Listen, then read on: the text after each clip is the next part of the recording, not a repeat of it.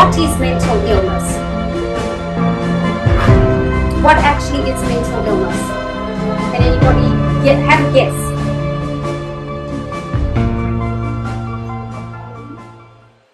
Okay, I'll say that's one thing. That's a part of it. Okay, I'm getting very scientific answers, which are all true and all good. Can anybody give me an answer that's perhaps spiritual? That's the one I'm looking for. When we are separated from Jesus Christ, we have a disconnect. That's called mental illness. You look at what happened to Adam and Eve, right? As soon as they took that fruit and they ate it, they had that disconnect. And then Christ came to look for them. And what did they say? They hid. There was mental illness already. They were ashamed, which is a form of... They were guilty, they were shameful, but they had a disconnect. They were mentally ill because they had a disconnect. They could not comprehend any longer. They were worried and they were in fear of what Christ was thinking of them because they knew what they had done, and they felt the shame because what happened here? They lost their robe of righteousness. Yeah?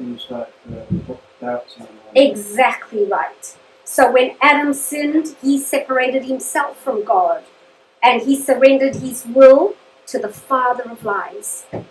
And God came looking for the mind, and the mind was not there. It was gone. And the mentally ill are not just those in mental institutions, they are everywhere. They are even in the church. Because many in the church are, I had a name, I used to call them seventh day keepers, which means they were keeping the seventh day. They were not Seventh Day Adventists. There's a big difference between being an Adventist and a Seventh Day keeper. Nominal. It's nominal. You just go to church because you have to, because it's Saturday. Do you know how many conversations I've had with young and older like? Our mechanic, he's Adventist, and the young boy that works for him is Adventist. They'd fix my car, then we'd get in and he would drive with me, and I always brought up spiritual stuff. And I'd start off by saying, how was church this Sabbath? And he'd say, oh no, I don't go to church every Sabbath. And I'd say, why not? And he says, well, you don't have to. I said, okay. So I said, so you don't have to go to church every Sabbath, but do you have a close relationship with Christ? He said, I believe in Jesus, of course. I'm Seventh-day Adventist. And I'm like, not quite. I never told him. But then I would just, plant seeds. And I'd say, if you go to church weekly and you connect with Christ, or if you don't go to church, the Sabbath day to keep it holy. Nah, man. All my mates, we go and ride bikes, and I'm thinking, that's not a Seventh-day Adventist. That's a Seventh-day, not even keeper. That's a nominal Seventh day. So we've seen it in the church. We saw it in Jesus' time. What happened with God's people?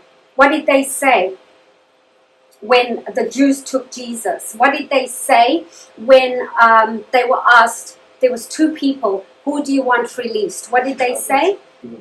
Barabbas. And then what did they say after that when Barabbas was let loose? What were they chanting? Crucify him. Is that not a form of mental illness? Yeah. Those people had absolutely no connection. They didn't even know who Jesus was. They had no understanding. Crucify him. And that was the church. And there's mental illness in our church too. And where does all the fighting come from? The wars. Where does all that come from? Do you think that's mental illness there? That you can just send in a military to go and murder 2 maternity hospitals they hit. They hit 1 kindergarten school. Is that mental illness? You've got to be mentally sick to do things like that. That I don't understand. So that mental illness is when we are detached from Jesus. We cannot think in a sane manner. We actually focus on everything that is devoid of Christ. That's showing me that the frontal lobe is so far gone damaged that our hypothalamus, which is still coming, it should be next, is taking over. Do you think Putin has a frontal lobe that is intact? No. I don't think so. How can he? I don't think Hitler had a frontal lobe that was intact. You can't have a frontal lobe that's intact and make those kind of decisions. Yeah, it's almost, yeah. To me, that's serious stuff. Sending in your army just to go and I don't get it. So, be not deceived. Evil communications corrupt good manners. Do you think those men, when they were little, were brought up nicely? I think they were. I think they were brought up nicely by their mums and dads. They may have had some issues. Don't we all? Don't we all come from backgrounds that were very corrupted? I know my home was very unusual. For a Seventh Adventist family, it was quite extremely unusual. But then we see some of the sample diseases that happen with the neurotransmitters or the neurotransmission. One of them in particular that comes to mind is depression. Depression is a problem with the neurotransmitters, being either too high, being either too low, or disrupted. And that's what causes the depression. So it's all about the neurotransmitters or the neurotransmission that needs to be looked at. That's why I've been studying this so hard, because do you know how many young people are depressed? So many. And we need to have an understanding of why, what it is, and how we can help them. I've also done the training with Neil Nedley so that we can do the depression recovery when we get people who are depressed. And we know exercise will help. The 8 natural laws, they will all help. If we put them in, implement them into our daily lives, it will help. But it causes the nerve to fire when we have a disruption. I hate that word. Acetylcholine. Thank you. Acetylcholine is mostly an exhalatory transmitter, and it causes the nerves to fire. And when there is a breakdown,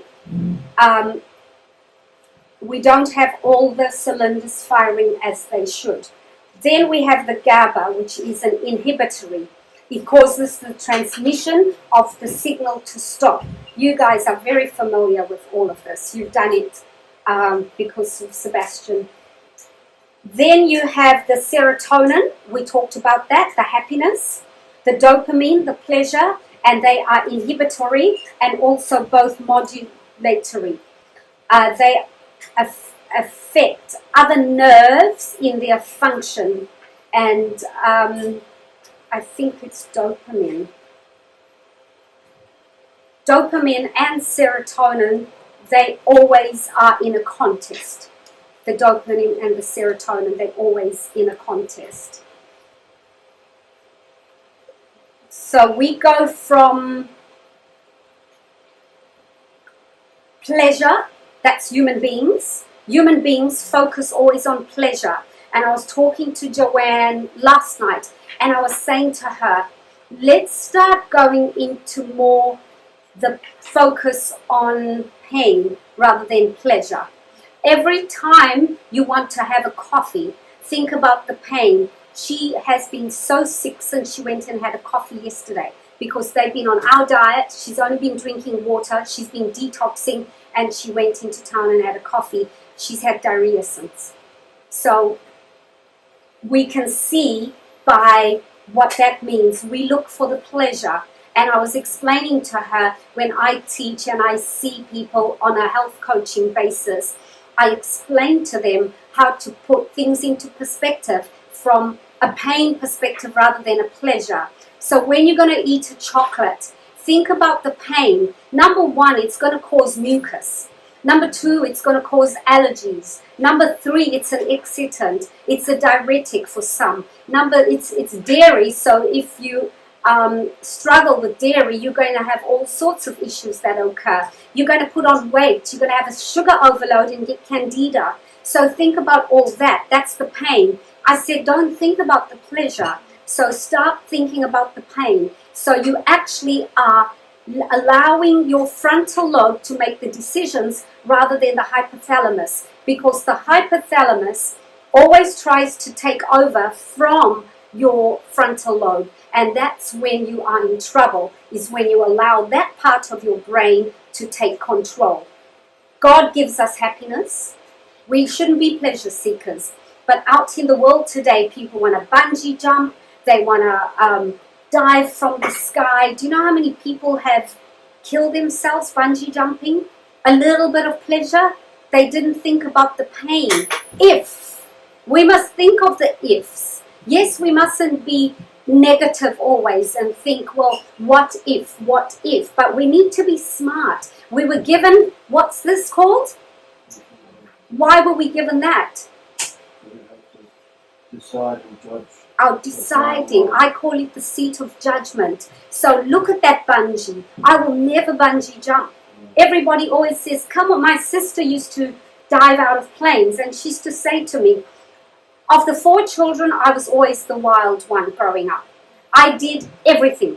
I wasn't scared. I made wings. I jumped off a tree. I did everything to adventure. But when I grew older, I think I grew wise quite quickly, because they were saying, oh, let's go, what do you call that, whitewater rafting? I said, no, thank you.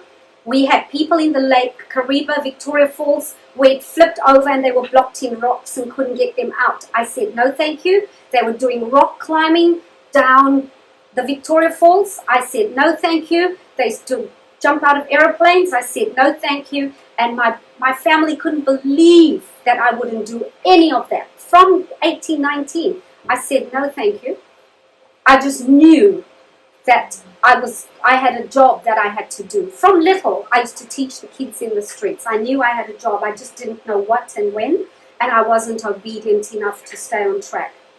Michele, the girls think that they're chasing the adrenaline high as well. Precisely what they're chasing. A lot of people who are chasing the adrenaline highs have lots of lows in their life. It's like the people who drink alcohol and they take drugs. They're replacing something. There's a void in their life because of something, an issue that happened in their lives, and they have that miss. Why don't you put cushions on the floor and lay them down? Then you're not going to be hot. Look at all those cushions up there. Shall someone just help with that? Okay, all right. So we must not be looking for the adrenaline rushes. We must not be looking for more adventures. We must not be looking for more to laugh about, more to exhilarate ourselves with. The next bungee jump or skydive, as I said. We must now be looking at what can I do to better my life that's going to help that person. Because we are living in a crucial time. And that's one of the questions that we have to answer is, are we being responsible Christians for our neighbors? Are we living responsibly so that when people watch us, like we've got guests here, and our lifestyle hasn't changed. It is how it is. We do what we do. The only thing that we haven't done that we normally do with other guests is we study the Bible like after a meal we walk, and then we study, then we get them to rest. They haven't been so keen. But I said to Steve, let's take them through Daniel 2. It's history. They must know about history. And he was talking to me about it as we were doing our walk this morning, I think. So they've been interested in Daniel. They want to learn more and know more about Daniel because they found it fascinating, the story of the metals. But us Adventists are the Christians that can sit for hours and study. Other denominations have a 30-minute window to study. The other half an hour is singing, clapping hands, jumping up and down. And, well, what church was your mum in? Anglicans? Anglicans and Baptists, they do study, I must admit. But they have a church hour, church time, and then that's it. Adventists, we are quite happy studying a day, which is really, really good. We've got the central and peripheral nervous systems, which I taught last week, which my students were fascinated with the nervous system and how it all works. And as I said this morning, the whole nervous system is the brain and the spinal cord, and that is the whole of your nervous system. If something is out, even in your spine, you can actually feel. Have any of you had a pinched nerve? Yeah. You feel awful, don't you? You feel crummy because your nervous system has somewhat of a little breakdown there. So we have lots and lots of nerves, as you can see. Oh no, that's the bones. I didn't put it up, but all that it's these are all nerves, but you can't really see it well. And they are divided into groups, and they stimulate all of your systems. We have. Does anybody know how many systems we have in our body? No? We have 11 systems in our body. 11, and they are incredible systems. We started learning them. We've been doing the, you've got, I'm not even going to be able to go through them now because of, I'm quite tired. But, and it's not part of our training. I have such a good excuse. So our muscles, our skin, muscles that control the hair on your arms. We have phenomenal muscles in our system. We have nerves that control our heart, our lungs, all our organs, our stomach even. Like we have a nerve that's called the vagus nerve, which is incredible. And it starts from the brain all the way down into the gut. And the vagus nerve is actually your warner. I call it your warning nerve. Because when you feel really frightened, when something's going to come, you've got a test, an exam, you've got to sing on stage, and you feel butterflies in your stomach, that's your vagus nerve actually shooting toxins into your gut because you are in the fight or flight. And then when it shoots the toxins into your gut, it's a reminder, calm down. If you stay in the fight or flight, your nervous system is going to start taking over. So we've got an incredible body that reminds us at different stages. We've got fantastic nerves. The vagus nerve, when I studied it many years ago, I was fascinated with it. You can do a vagus nerve reset, can't you? There's something that we saw like a vagus nerve reset. Special stretch. You can, yeah. Or you have to look at You look to the side. a certain side until you cough or blink or yawn or something. You can reset it. You can reset your vagus nerve. You can reset every system in your body. And that's what we do when we do this reset program that I do with the students. It's a reset. We reset pretty much the whole body. So you have the physical foods and drinks and the herbs. And then there's particular exercises you can do to reset particular parts. Like the hips, as we get older, all of us, our hips get weak. But there's a particular walk you can do. Do you know that side walk like that? Oh. Yep, that resets your hips. You can reset your organs. Really, we can reset everything. But we're so lazy. I'm lazy. I know all these things and I hardly do it. And I'm going to start more and more. As I said, I have been so good until they came. I'm eating dinner. Like, I'm really drained. But I'm also waking up quite early in the morning to try and get through my medical work. I have prayer meetings 7 o'clock on a Friday, so I wake up 3:30 so I can prepare and get ready. Although I just take everyone through prayer, it's like a mental, spiritual preparation I like doing. I haven't been good at this always, but I'm getting there. So when we have bad news or sad news and we're at the table eating and you feel your gut, that's the first thing you feel, right? And you can't even eat. You can't eat. Or when someone yells at you whilst you're eating, did you notice how you get an overwhelming feeling in there? I just put my plate down, I get up and I just can't eat anymore. My kids often, when they want to yell at me, I've stopped that now. I don't allow any of that to happen. But up until recently, my little 21-year-old would phone me and yell at me, and it would stop me eating. I'd get so nervous. But I've noticed with stopping all of that, that nervous energy that I used to survive, it was my survival. I'm not feeling any of that anymore. And I can see my health that was declining rapidly is picking up. But it was all the stress. Stress is a major killer. And that is why we say worrying is a real serious problem, because you have that vagus nerve that will start to shoot toxins into your gut. And it's saying, hey, you're in the fight or flight. Get out of that very, very quickly. Or else, what's going to happen?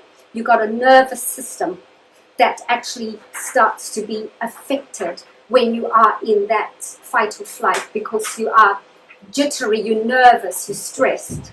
You know what I mean? So that's why when we feel like that, we mustn't even eat. Because when you eat under those conditions, you don't digest. Your digestive system stops to work completely. It just shuts down. It's the effect of the nervous system that is on affecting our digestive system. So I want you to just hold that thought.